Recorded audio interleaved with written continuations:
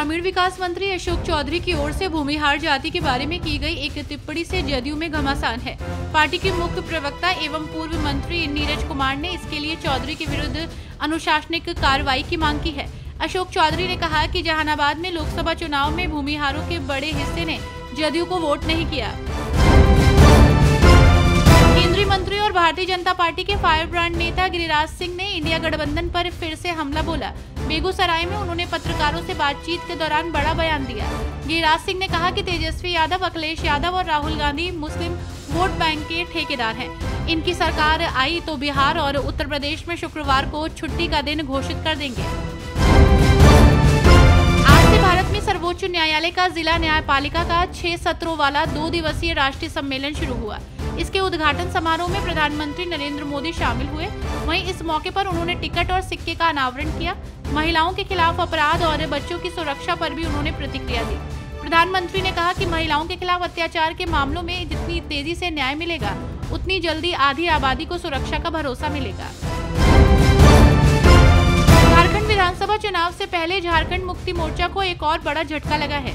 दरअसल चंपई सोरेन के बाद अब लोबिन हेम्ब्रम ने भाजपा का हाथ थाम लिया है।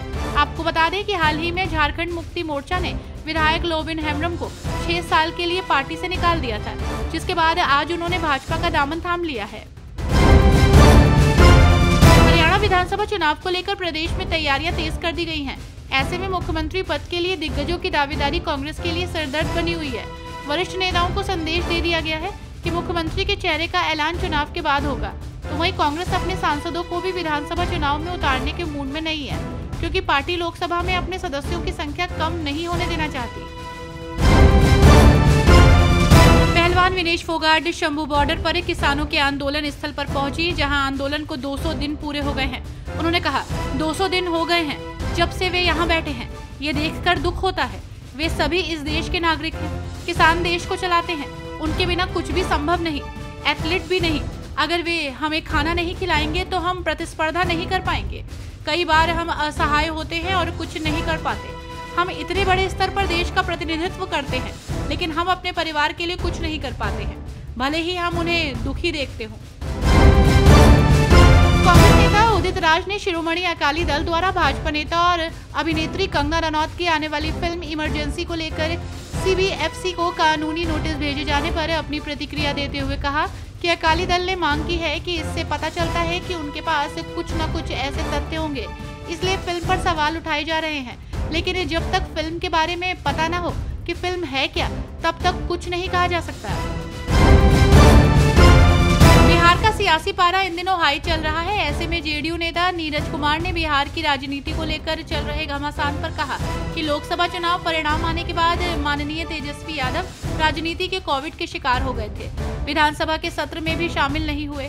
जाति सर्वे करा के नीतीश कुमार जी ने दिखा दिया कि जो गैर भाजपा शासित प्रदेश है, वहां आप राजनीतिक पुरुषार्थ का प्रदर्शन करिए।